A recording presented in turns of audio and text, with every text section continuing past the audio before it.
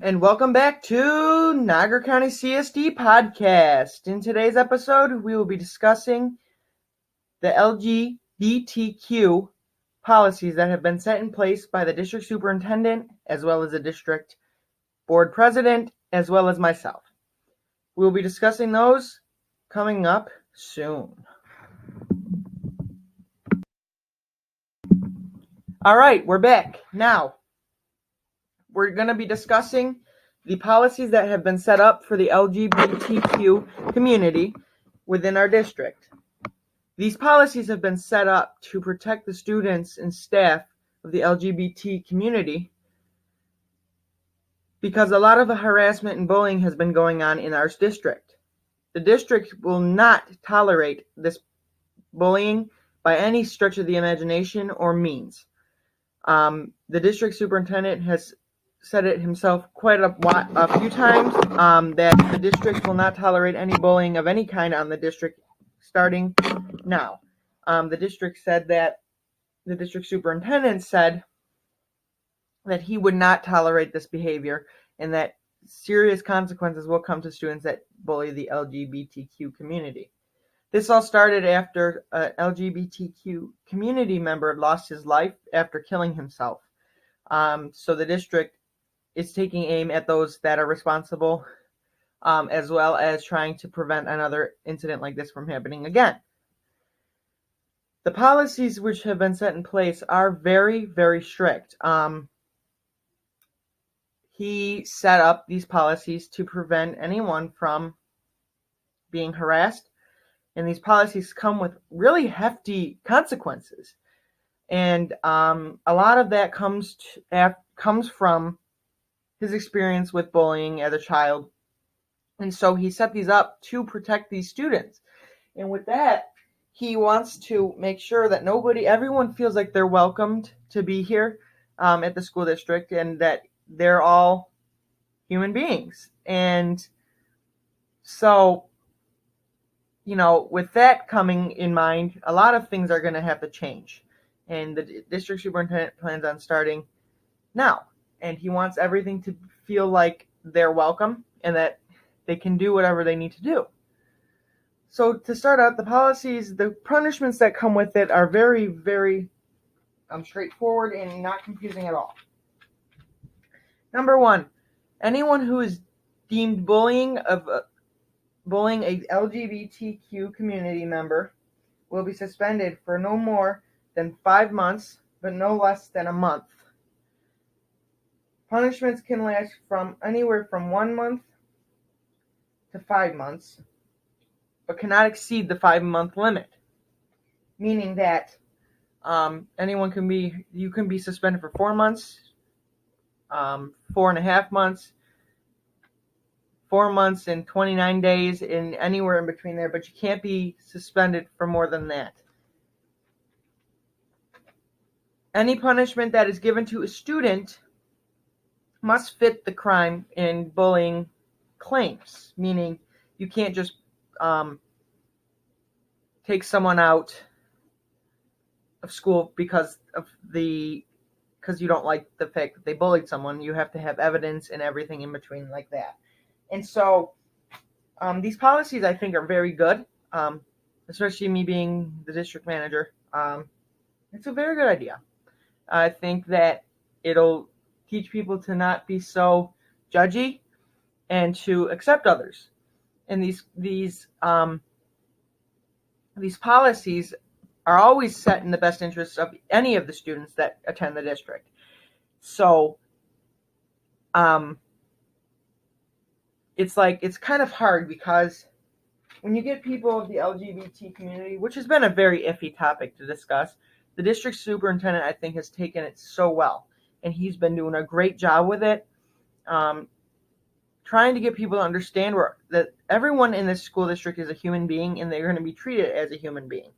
Whether you like guys, you like girls, you're transgender, anything of that nature, you have the right to be what you want to be. And this, myself included, is not going to accept students bullying other students because of what they believe in. And I think that's an issue that we all face nowadays, is that nobody can be free to be who they want to be. And I think that's an issue.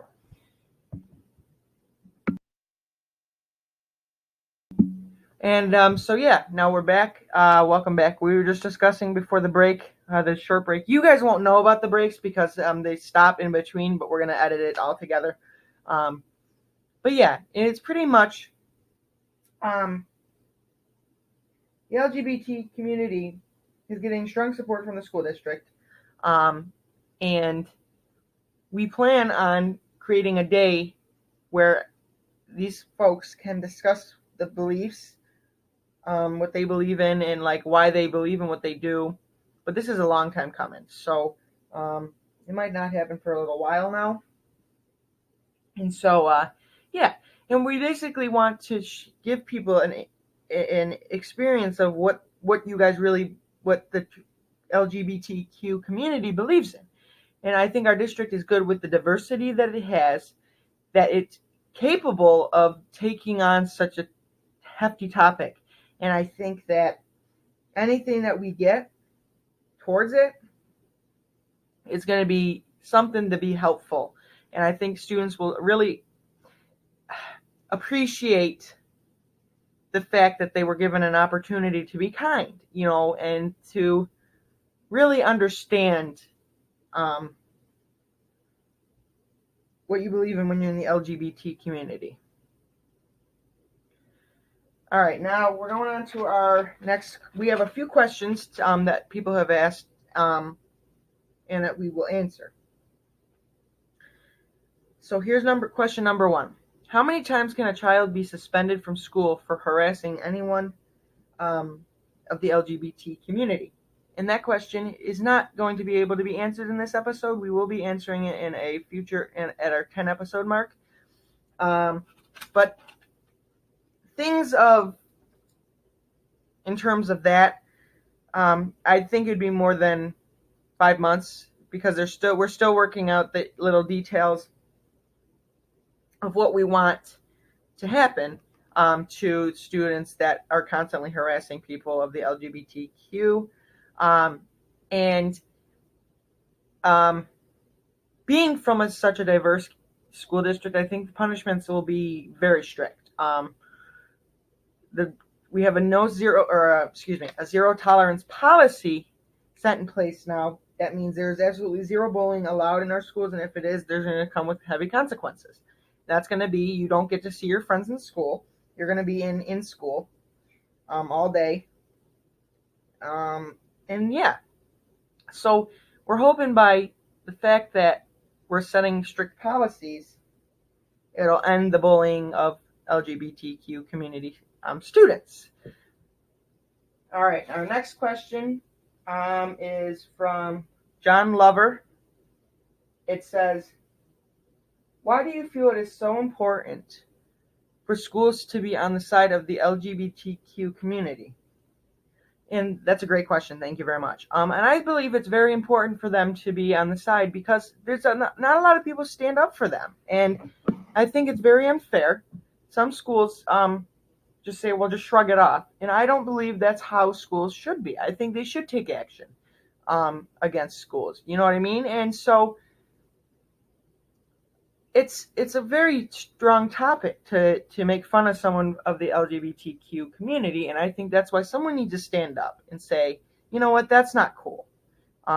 There's going to be serious consequences for your actions, and I think that's a very good thing. So we hope that, by setting these strict policies, it'll end the bullying, because it is something that has been a serious issue in our school. There's not only that, but like, the bringing of drugs to school is it's becoming an issue, and there's going to be strong consequences for everything that happens in our district that's negatively impacting our students and the education that they come to school for. So yeah, and it's not that we're trying to be the strict district that we are, you know what I mean? We're not trying at all to be that strict. We want someone to be able to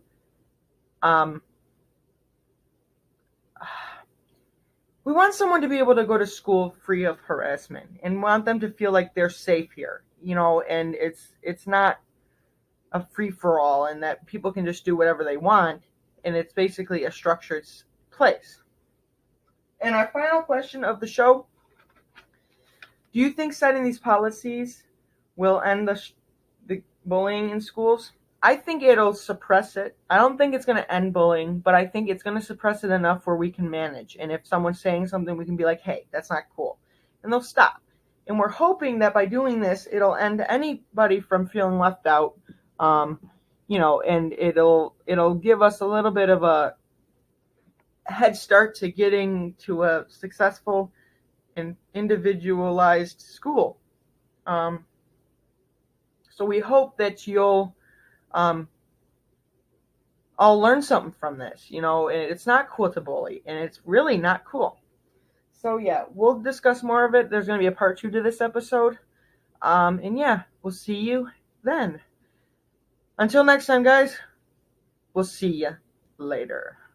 Peace.